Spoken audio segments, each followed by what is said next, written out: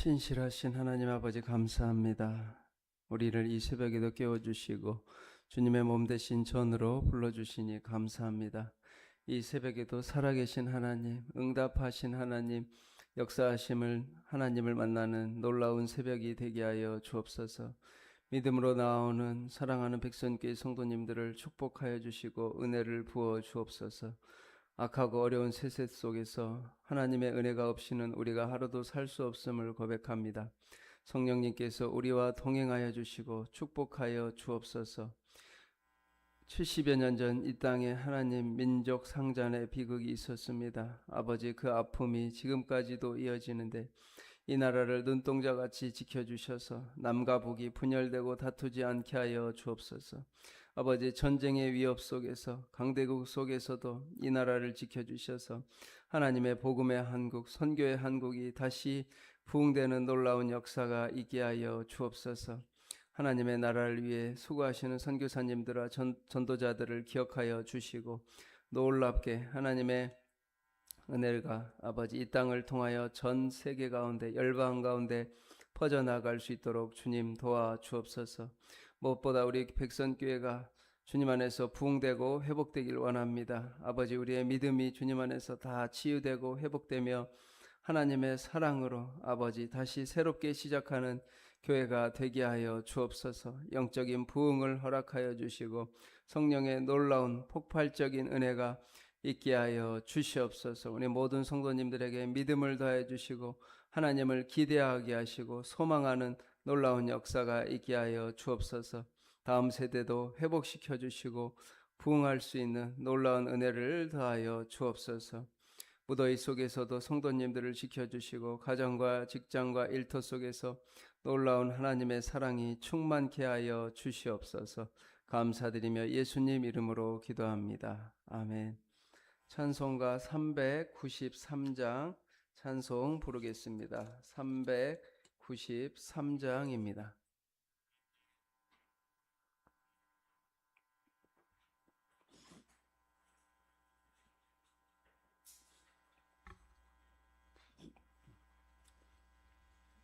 (393장) 찬송 부르겠습니다.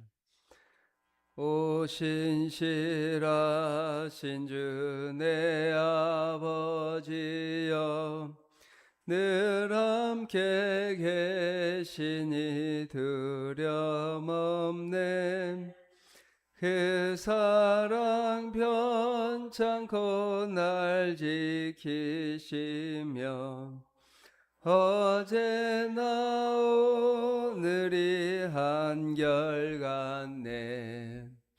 오 신실하신 주, 오 신실하신 주, 날마다 자비를 베푸시며 일용할 모든 것 내려주시니.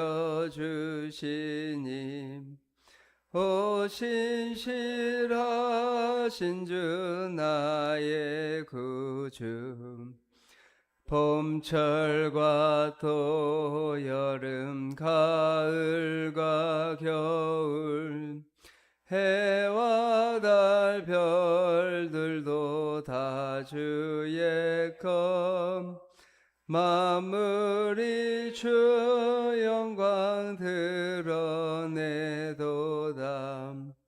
신실한 주 사랑 나타내네.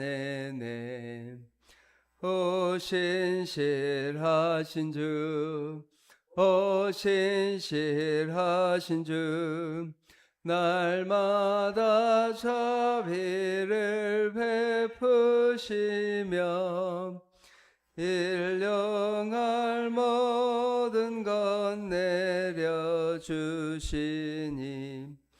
오 신실하신 주 나의 구주, 내 죄를 사하여 아니하시고 주 친히 오셔서 인도하네. 오늘의 힘되고 주만이 만복을 내리시네. 오 신실하신 주, 오 신실하신 주, 날마다 자비를 베푸시며 일령할 모든 것 내려주시니 오 신실하신 주 나의 구주. 아멘. 하나님 말씀은 느헤미야 13장 10절에서 22절 말씀입니다. 느헤미야 13장 10절에서 22절 말씀 교독하도록 하겠습니다.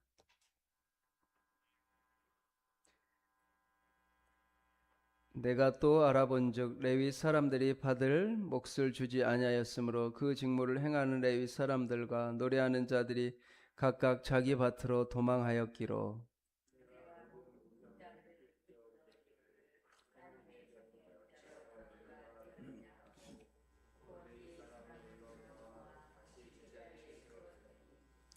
이에 온 유다가 곡식과 새 포도주와 기름의 11조를 가져다가 곡간에 드림으로 사도가 나를 창고지기로 삼고 마따냐의 손자 사쿠의 아들 하나를 보고 주관자로 인정됩니다. 그 직분은 형제들에게 분배하는 일이 아니다. 내 하나님이여 이 일로 말미암아 나를 기억하옵소서. 내 하나님의 전과 그 모든 직무를 위하여 내가 행한 선한 일을 도말하지 마옵소서.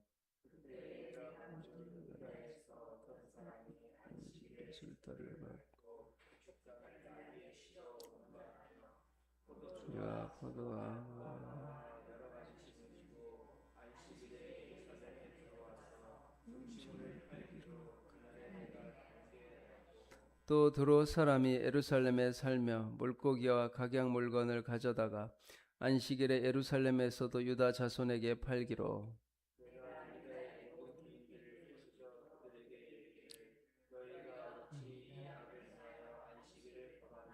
너희 조상들이 이같이 행하지 아니하였느냐? 그래서 우리 하나님이 이 모든 재앙을 우리와 이 성읍에 내리신 것이 아니냐? 그럼에도 불구하고 너희가 안식일을 범하여 진노가 이스라엘에게 더욱 심하게 임하도록 하는도다 하고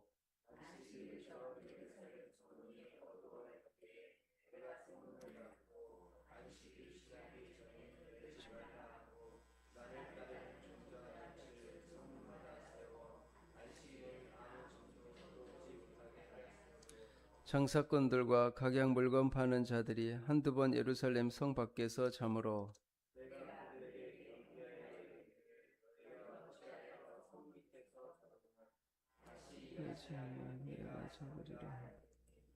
그부터는 안식일에 그들이 다시 오지. 같이 읽겠습니다. 내가 또 레위 사람들에게 몸을 정결하게 하고 와서 성문을 지켜서 안식일을 거룩하게 하라 하였느니라. 내 하나님이여 크신 은혜로 나를 아끼시옵소서. 아멘. 이 새벽에 오신 우리 사랑하는 백성교회 성도님들을 하나님께서 사랑하여 주시고 축복하여 주시기 바랍니다. 또 우리 온라인으로 드리는 성도님들에게도 하나님의 크신 은혜와 사랑이 가득하기를 축복합니다. 네. 고대 로마의 한복판에는 결코 꺼져서는 안 되는 불이 하나 있었습니다. 이 베스타 여신의 신전에서 타오르는 영원한 불꽃이라는 것이 있습니다. 로마 사람들은 이렇게 생각했어요. 이 불이 이 로마 도시의 운명과 묶여 있다. 하나라고 믿었습니다. 그래서 베스타의 처녀들이라 불리던 여사제들이 평생을 바쳐서 이 불을 지켰습니다. 낮에도 밤에도 새벽에도 한순간도 눈을 떼지 않았습니다. 만약 불이 꺼지면 그것은 로마에 닥칠 재앙의 징조라고 여겼죠. 불을 꺼뜨린 여사제는 매를 맞아야 했습니다. 그런데 좀 생각해 보면 이상하지 않습니까? 불이 그렇게 중요하면 처음부터 아주 그냥 크게 한번 피워놓으면 되는데 아무리 크게 피운 불도 지켜보지 않으면 결국 꺼집니다. 불은 저절로 타지 않습니다. 누군가가 끊임없이 장작을 넣고 재를 걷어내고 바람을 막아줘야 합니다. 한순간 방심해도 불은 사그라집니다. 우리 사랑하는 성도 여러분, 우리의 신앙도 그렇습니다. 좋은 결심을 한 번 했다고 해서, 내가 한 번 큰 은혜를 받았다고 해서 이것이 평생 저절로 타오르지 않는다는 겁니다. 은혜는 은혜롭고 정말 큰 은혜를 누리는 예배를 한 번 드렸다고 해서 이 거룩함이, 은혜가 계속해서 유지되지는 않습니다. 오늘 본문이 이런 이야기를 합니다. 이 느헤미야가 잠시 페르시아라 돌아간 사이에 그토록 뜨겁게 타오르던 유다 공동체의 불이 슬그머니 꺼져가고 있습니다. 누군가는 한눈을 판 거죠. 10절을 보면 레위 사람들이 받을 몫을 주지 아니하였으므로 그 직무를 행하는 레위 사람과 노래하는 자들이 각각 자기 밭으로 도망하였기로. 성가대원과 성전에서 봉사하던 레위인들이 짐을 싸서 자기 밭으로 가버렸습니다. 무슨 큰 핍박이 있었던 것이 아닙니다. 외적이 쳐들어온 것도 아닙니다. 그저 받을 몫이 주어지지 않았을 뿐입니다. 여기 받을 몫이라는 히브리어가 메나요투인데 할당된 것, 마땅히 주어져야 할 몫인데 라는 의미인데, 묘하게도 이 몫을 누가 주지 않았는지를 콕 집어 말하지 않았습니다. 마치 책임자가 슬그머니 사라진 문장 같습니다. 왜 이렇게 표현을 했을까요? 어느 한 사람의 잘못이 아니라 온 백성들이 11조 드리기를 슬며시 멈춰버린 그 집단적 방심을 드러내려 하는 것입니다. 레위 사람과 노래하는 자들이 각각 자기 밭으로 도망하였기로. 내가 모든 민장을 꾸짖어 이르기를 하나님의 전이 어찌하여 버림바 되었느냐 하고 곧 레위 사람을 불러 모아 다시 제자리에 세웠더니. 레위 사람들이 도망하게 되었습니다. 달아났다. 제 땅으로 돌아가 버렸다는 의미입니다. 이들도 부양할 가족이 있는데 생계가 막막한데 어떻게 성전에만 매여 있겠습니까? 이 사건은 레위인을 탓할 일이 아닙니다. 실제로 느헤미야가 꾸짖은 대상도 레위인이 아니라 민장들, 곧 공동체의 지도자들입니다. 하나님의 전이 어찌하여 버림바 되었느냐? 어찌하여? 이 마두아라는 마두아, 단순히 이유를 묻는 것이 아니고 도대체 어떻게 하나님의 집을 이렇게 너희들이 내버려 둘 수 있느냐는 가슴을 치는 책망입니다. 그리고 느헤미야는 곧바로 충직한 사람들을 창고지기로 세웁니다. 요즘에 가끔씩 장신대 게시판에 가보면 부목사를 구하는 글이 엄청 많아요. 예전에는 연말에만 이게 올라왔는데 요즘에는 이렇게 아주 연중에도 계속 많습니다.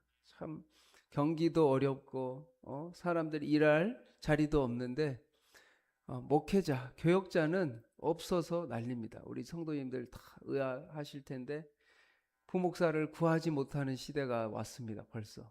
전에는 이제 교육 전도사를 못 구해서 힘들었는데 이제는 부목사를 구할 수 없어서 그 게시판이 계속 몇 달째 남아 있어요.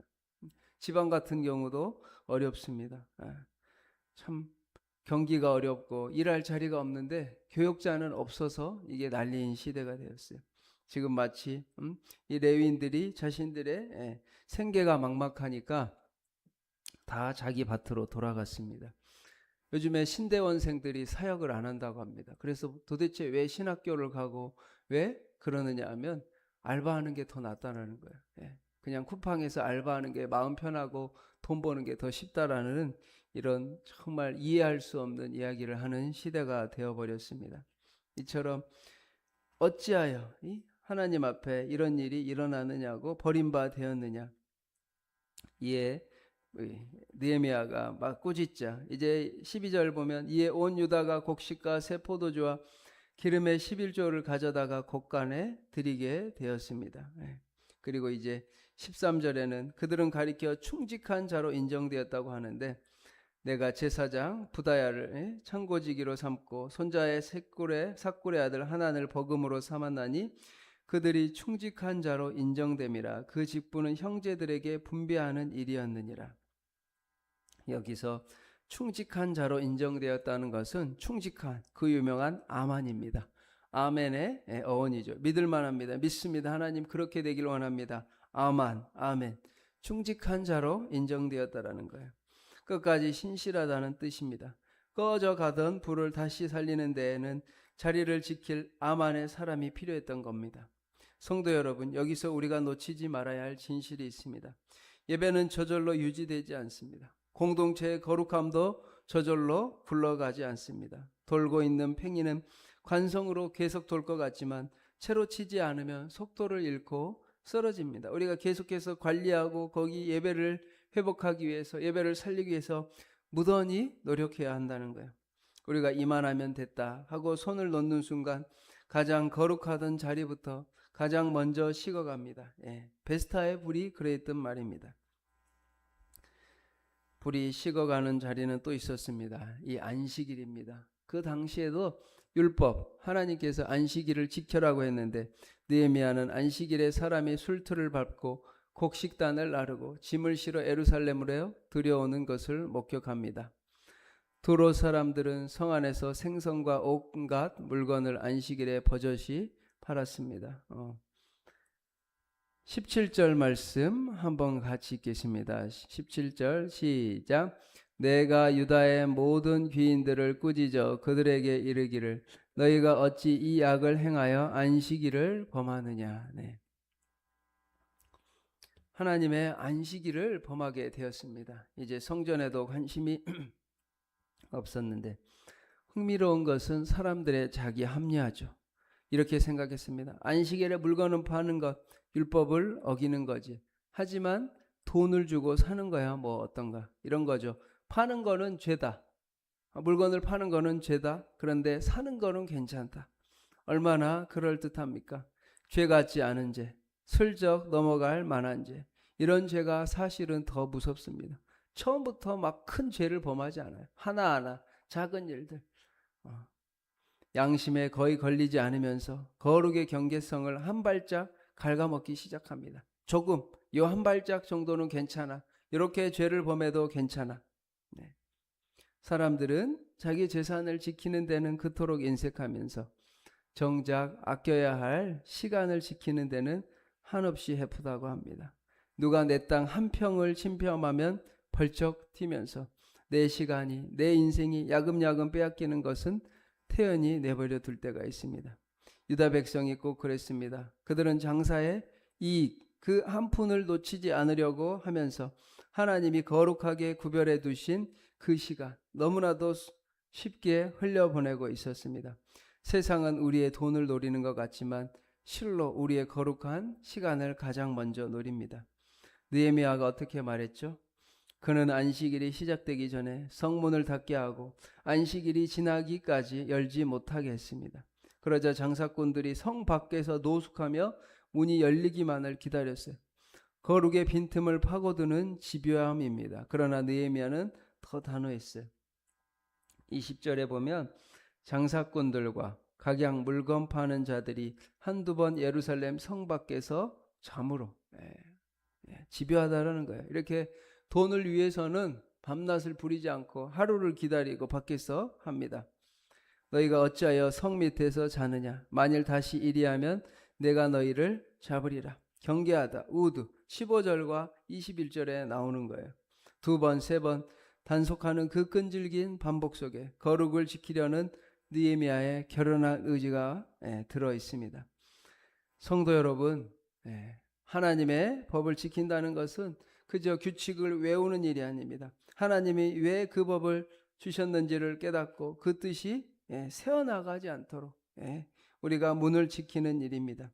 안식일을 모든 사람이 갑이든 을이든 부자든 가난한 자든 똑같이 멈춰서서 숨을 돌리고 하나님 앞에서 사람다움을 회복하는 날입니다. 그 거룩한 문이 슬그머니 열리지 않도록 누군가는 깨어 문을 지켜야 합니다. 그래서 느헤미야는 말하죠. 22절 우리 한번 다 같이 읽겠습니다. 시작. 내가 또 레위 사람들에게 몸을 정결하게 하고 와서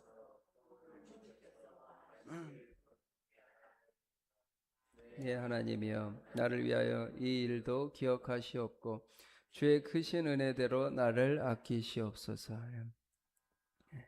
하나님, 나를 아끼소서. 후사 하나님 측은히 여기소서. 후렴처럼 4번이나 반복됩니다. 기억하옵소서. 기억하시고 아끼시옵소서. 하나님이여, 나를 생각해 주소서. 온 힘을 다해 무너진 자리를 지켜낸 사람이 정작 마지막에 구하는 것은 상급이 아니라 하나님, 나를 불쌍히 여기소서. 이 새벽에 하나님, 나를 불쌍히 여겨 주시옵소서. 우리 백성교회를 긍휼히 여겨 주시옵소서라고 기도해야 합니다. 하나님께서 이 성을 지켜주시지 않으면 우리가 이 파수꾼에 깨어 있음이 헛되도다. 느헤미야의 손은 성문을 붙잡고 있었지만 그의 마음은 하나님의 손을 붙잡고 있었습니다. 가장 부지런히 지킨 사람이 동시에 가장 철저히 하나님을 의지한 사람이었던 것입니다. 이처럼 우리의 신앙이 가물가물해질 때, 식어갈 때, 자꾸만 식어갈 때 하나님의 은혜를 사모하며 우리가 하나님, 나를 기억하시고 은혜대로 나를 아끼시옵소서, 하나님 나를 도와주시옵소서라고 기도하는 우리 백성교회 성도님들 다 되시기를 축복합니다. 아멘. 사랑과 은혜가 많으신 하나님 아버지, 우리의 신앙을 주님 긍휼히 여겨 주옵소서. 우리의 믿음을 보살펴 주옵소서. 꺼져가는 신앙이 아니라 다시 타오르는 신앙이 되게 하여 주옵소서. 우리의 영혼 가운데 영적인 부흥이 일어나게 하시고 우리 백성교회 가운데 회복과 부흥의 놀라운 역사가 있게 하여 주옵소서. 모든 성도님들 마음 가운데 성령을 부어주셔서 하나님의 뜨거운 성령의 불로 우리가 뜨거움으로 믿음 생활하며 주님 앞에 가까이 나아가길 원합니다. 느헤미야가 주님 앞에 간절히 고백한 것처럼 주여, 나를 지켜 주옵소서, 불쌍히 여겨 주옵소서, 긍휼히 여겨 주옵소서, 기억하여 주시옵소서. 하나님, 우리 백성교회 성도님들을 한 사람 한 사람, 한 영혼 기억하여 주셔서 축복하여 주시고 사랑하여 주시고 그 심령 가운데 성령을 부어주셔서 다시 일어나며 깨어나는 신앙 되게 하여 주옵소서. 하나님, 이 나라와 민족을 긍휼히 여겨 주옵소서. 아버지, 6.25 전쟁으로 인하여 수많은 아픔과 슬픔이 있었습니다. 이 나라를 불쌍히 여겨주시고 긍휼히 여겨주셔서 하나님, 대한민국이 다시 한번 복음의 한국, 선교의 한국이 되게 하여 주옵소서. 수많은 선교사님들을 보낸 것처럼 다시 한번 선교의 바람이, 부흥의 바람이, 전도의 바람이 일어나게 하여 주옵소서. 아버지, 이것을 우리가 기대하게 하시고 소망하게 하시고 믿음으로 붙잡고 간절히 기도하는 백성교회 성도님들이 다 되게 하여 주옵소서. 아버지, 우리 백성교회 미래가 비전이 하나님께 있습니다. 하나님이 기뻐하시는, 하나님이 원하시는 그런 리모델링과 비전이 되게 하여 주옵소서. 백성교회가 아버지 부흥되게 하시고 아버지 살아나게 하시며 치유되는 놀라운 역사가 있게 하여 주옵소서. 오늘도 우리 주님께서 우리와 함께하여 주시고 신실하신 하나님이 우리를 지켜주시고 보호하여 주실 줄 믿습니다. 감사드리며 예수님 이름으로 기도합니다. 아멘. 하늘에 계신 우리 아버지, 아버지의 이름을 거룩하게 하시며 아버지의 나라가 오게 하시며 아버지의 뜻이 하늘에서와 같이 땅에서도 이루어지게 하소서. 오늘 우리에게 일용할 양식을 주시고 우리가 우리에게 잘못한 사람을 용서하여 준 것 같이 우리 죄를 용서하여 주시고 우리를 시험에 빠지지 않게 하시고 악에서 구하소서. 나라와 권능과 영광이 영원히 아버지의 것입니다. 아멘. 아버지.